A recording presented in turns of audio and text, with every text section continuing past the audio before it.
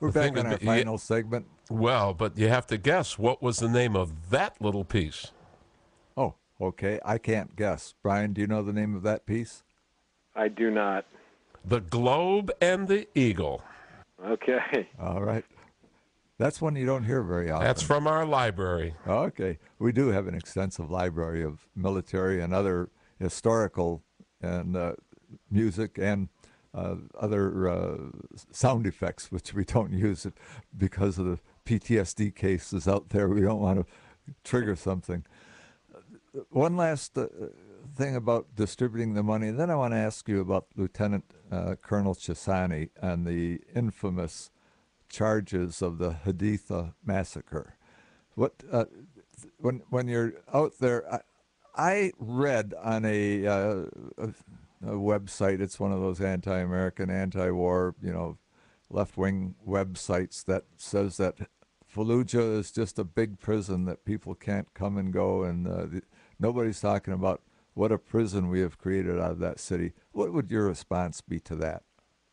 That's baloney. I mean, after I got back from the job, went back to the wing, and then the commanding general of the 1st Marine Division needed more people, and he called. I do pull-ups every once in a while with my commanding general, General Stalder, and I remember he said, "Hey, General Natonsky, I believe it was at the time, says he needs you to come up. I'm willing to let you go," and so I went. And I went and was attached to the 1st Marine Division, 1st Marine Regiment. And when I rolled into the city the first time in our convoy, I remember, it reminded me of when you watch the History Channel and you see World War II, Berlin at the end of World War II, how the whole city was kind of completely destroyed. But after I got there, the first operation was over. We went through the city one time, but there were still pockets of resistance. And one of the first days I was there, 7 Marines were killed, probably a couple blocks away from me. That hits you really hard, especially the unit when you come back and you do the battle update briefs and those things. And it's it's very depressing. And after we did everything and we were able to pacify the city, and I was tasked with setting up, in the largest humanitarian assistance site in the city, Jolan Park, and I had obviously a lot of help doing it. And the purpose was to bring back 20+ thousand people that were refugees from the city, but we ended up doing it. And in the first election of all of Al-Anbar province, I believe Fallujah was the highest turnout of vote in that first election. And the city was pacified, and now it is a functioning city. And so anybody that says that it's some big prison, they don't know what they're talking about. Iraq is, for the most part, a functioning state or nation, and we've just had an election there.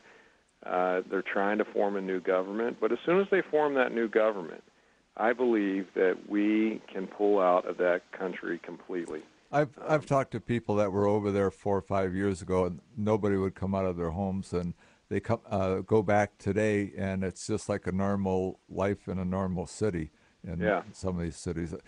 Okay, we're getting down to where we have just a little bit of time to talk about 5 minutes. There was the famous charge of Haditha massacre, where Marines killed some civilians after they were fired upon, and Lieutenant Colonel Chessani, who actually did, from everything I've read, report everything up the chain of command, was after the Congressman Murtha and media people attacked the Marines for being, killing civilians.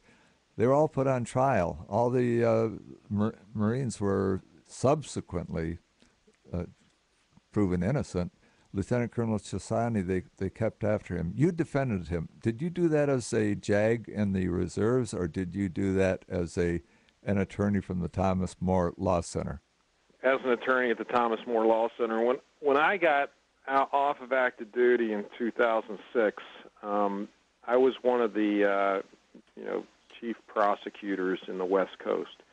And I remember hearing, that this case was coming down the pike, and, they're going to need prosecutors for it and blah, blah, blah. And I remember hearing who was in charge of it, and I served with Colonel Chessani when we were in the second battle of Fallujah, and I always knew him to be an incredibly professional Marine. He was the operations officer for the 1st Marine Regiment, and the 1st Marine Regiment, they were the ones doing the fight in the second battle of Fallujah. And if anybody knows what an operation officer does, that's the guy that basically does everything.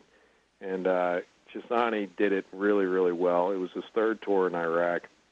Then he went back as the head of 3-1, the battalion. And I knew that the whole, everything the way it sounded to me, it sounded like typical al-Qaeda propaganda, trying to put a spin on a battle. And we were able to see the Predator stuff and all that sort of thing. That was after I got out, but I didn't want to have anything to do with prosecuting those Marines. And so you mentioned Predator.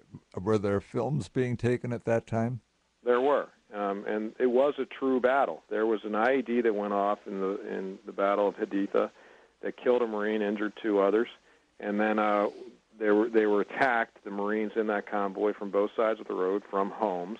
And the Marines did what they were trained to do, respond to the source of the fire. And they did kill bad guys, but they also, unfortunately, killed civilians. But that happens in war.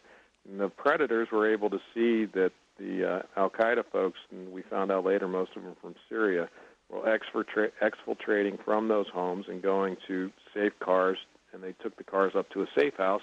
Colonel Chessani saw all this and ordered 11 Marines into the safe house. You can see the battle that happens there where the Marines are in a grenade battle, and 11 of them get medevaced out of there.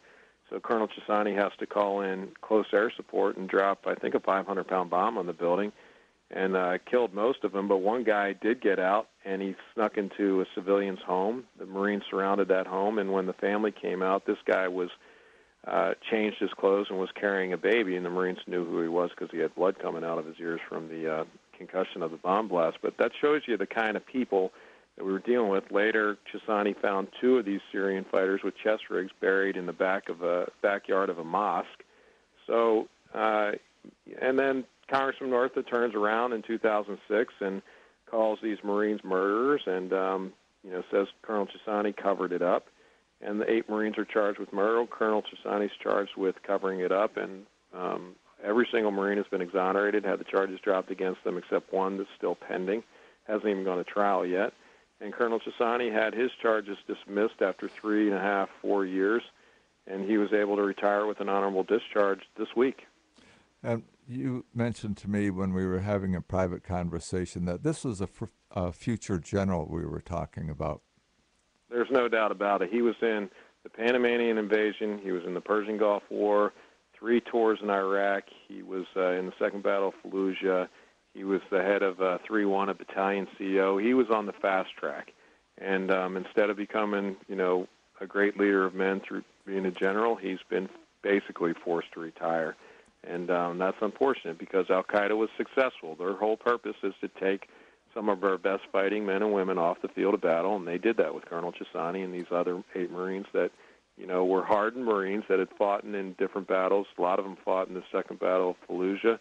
A couple of them were involved in the Hell House, where that first sergeant, the famous picture of the first sergeant being carried out was by 2 Marines. There were a couple of Marines that were charged that were in that house. So you see what, we were eating our own at one point there. And there's really one that I read about that, I'd like to see the Thomas More Law Center or some other defense lawyer take on. Platoon was ambushed. A civilian was right out there in the open, pointing out their position to al-Qaeda. Kept going on, and the platoon leader told the sniper to take him out. The guy was a forward observer, is what he was. Yeah. And he took him out, and he's now serving 40 years in prison for murder. Was he an officer? I don't think so. He was a sniper, so I doubt that you have officer snipers. Yeah. He was given an order by the platoon leader, who was an officer.